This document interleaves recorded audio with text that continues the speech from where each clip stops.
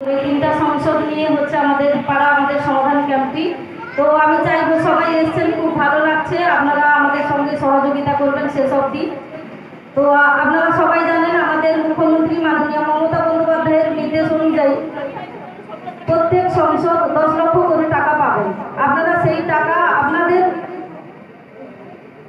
যেভাবে কাজের প্রয়োজন আছে, এখানে কোনো বন্ধন নেই, বন্ধনবিহীন কাজ আছে, আপনারা সেই সব কাজগুলো নিতে পারেন। সমস্ত কাজ প্রায় সবাই জেনে গেছেন যে সমস্ত কাজগুলি নেওয়া যাবে। সেই সমস্ত কাজগুলি যাতে ছোটো ছোটো করে সবাইকে সহযোগিতা করে সবার সঙ্গে সামঞ্জস্য রেখে যাতে কাজগুলো করা যায় সেই চেষ্টা করবেন সবাই, এটুকু আশা করব। আর আমাদের ৭৪টি প্রকল্পের মধ্যে এটাই মনে হয় একদম সর্বোচ্চ হবে, কারণ কি আমাদের আপনারা সবাই জানেন কেন্দ্র সরকার আমাদের কিন্তু NRGS এর টাকাটাই বন্ধ করে দিয়েছেন, আবাসের টাকা বন্ধ করে দিয়েছেন, স্বাস্থ্যের টাকা বন্ধ করে দিয়েছেন, এ পর্যন্ত 15 ফিনান্সের টাকাও ঢুকেনি।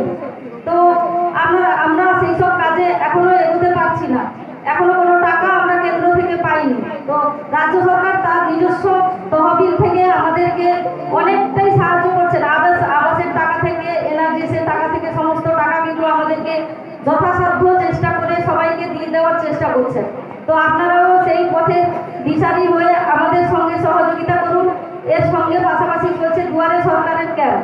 তো এই ক্যাম্পে উপস্থিত আছেন আমাদের ব্লকের ডেপুটি সেক্রেটারি মহোদয় মাননীয় সুকেশ চন্দ্র বর মহোদয়, আছেন জেলা পরিষদের অন্যতম সদস্য গোলকেশ নন্দ গোস্বামী মহোদয়, আছেন আমাদের এইখানকার সমস্ত পঞ্চায়েত সদস্য, আপনাদের পঞ্চগ্রাম হাজিরপুরের সুনীল কুমার প্রধান মহোদয়, আছেন রীতা মাইতি মহোদয়া, আছেন লক্ষ্মীরানী সামন্ত মহোদয়া, এবং আমাদের অঞ্চলের উপপ্রধান সাহেব আছেন, বিশিষ্ট সমাজসেবী বরুণা আছেন, কৃষ্ণেন্দু দূষণ বিগ্রহী মহাশয় আছেন, আমাদের পঞ্চায়েত সদস্য অনুপম বিডিও আছেন। তো এখানে লাইটম্যান থেকে জেনারেটর, দুয়ারে সরকারের আধিকারিক, পুলিশ প্রশাসন এবং আপনাদের 3টি সংসদের সমস্ত জনগণকে আমি আমার পক্ষ থেকে এবং উত্তরাঞ্চলের পক্ষ থেকে জানাই শ্রদ্ধা, প্রণাম ও ভালোবাসা। তো এই ভালোবাসা যাতে পুরোটাই বজায় থাকে আমি সেইটুকু চাইবো আপনাদের সবার কাছে। আপনারা সবাই সহযোগিতা করবেন এবং সুসম্পন্ন করার চেষ্টা করবেন। কোনো রকম কোনো কাজ, সবার কাজ হোক, কোনো কাজটা যাতে বাদ না যায়, সবার কাজ হোক, সেই রকম সামঞ্জস্য করে আপনারা এই এরপরের যে ক্যাম্পটি হবে, বিডিও সাহেবের বক্তৃতার পরে ক্যাম্প হবে, যে যার সংসদ অনুযায়ী ক্যাম্প আছে, সেই ক্যাম্পে আপনারা প্রত্যেকটা রুমে যে যার সংসদ অনুযায়ী ঢুকবেন, সেখানে বিডিও সাহেব আরও ভালোভাবে বুঝিয়ে দিবেন এবং সেখান থেকেই আপনাদের কাজগুলো উঠে আসবে। তো দুয়ারে সরকারের আধিকারিক মহাশয়রাও আছেন এখানে, পরে কিন্তু সেখানে কাজ হবে, আপনারা আপনাদের মতো করে সেখানে কাজ করুন এবং ওনারাও আপনাদেরকে সহযোগিতা করবেন। আমাদের অঞ্চলের স্টাফ আছেন সবাই, ব্লক থেকেও আধিকারিকরা আছেন, সবাইকে আপনারাও সহযোগিতা করবেন, ওনারাও আপনাদেরকে সহযোগিতা করবেন। এভাবেই যাতে কাজটা সুসম্পন্ন হয় সেইটুকু চাইবো এবং সবাইকে আবার যথাযোগ্য স্থানে সম্মান জানিয়ে আমি আমার ছোট্ট নিবেদন শেষ করলাম। নমস্কার। যেটা হচ্ছে পঞ্চম পেজে আজকে আমাদের পাড়া আমাদের সমাধান, সেই জায়গাটায় দেখা যাচ্ছে কিছু কিছু অভিযোগ উঠে আসছে এবং সমস্যাও সৃষ্টি হচ্ছে। কিভাবে আপনারা সমাধান করছেন বা করবেন? না দেখুন, এখানে এটাকে নিয়ে আমাদের পঞ্চম ক্যাম্প, তো সব ক্যাম্পই শান্তিপূর্ণ, এখনও আমাদের এটা শান্তিপূর্ণভাবে আজকেও হলো।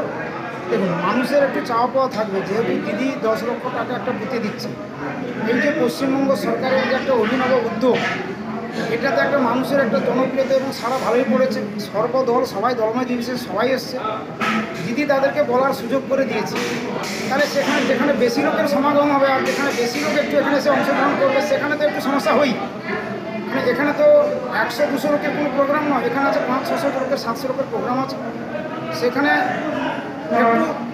একটু মানে গণ্ডগোল বেশি না হলেও একটু কথাবার্তা তরকারি কিন্তু হবেই, কিন্তু তাহলেও এটা নয়, মানুষ সবাই যে যার কাজ নিয়ে চাইছে যে এ ভাবছে যে আমার রাস্তাটা যদি হয়ে যায়, সে ভাবছে আমার লাইটটা যদি হয়ে যায়, সে ভাবছে আমার যদি পানীয় জলটা বললে এখানে হয়ে যায়। তো সবাই বলার অধিকার আছে, সবাই বলছে, তাদের কথা শোনা হয়েছে।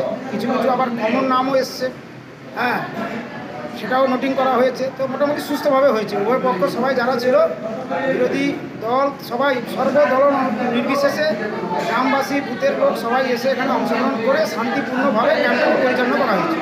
এখানে কোন কোন বুথ নিয়ে আজকে? এখানে 137 মদনমোহনপুর, 138 ফাজিলপুর, 139 ইটাবাড়ি বুথ, মোট 3টি বুথ নিয়ে হলো এই প্রোগ্রাম। এটা আমাদের পঞ্চম ক্যাম্প। কি সমাধানের কি ব্যবস্থা দিচ্ছে? আর সমাধানের একটাই ব্যবস্থা, মানুষ বেশিরভাগ আমরা যা দেখলাম আমাদের এটা পঞ্চম ক্যাম্প, মানুষ বেশিরভাগ রাস্তা চাইছে, মানে মানুষ বেরোতে পারছে না।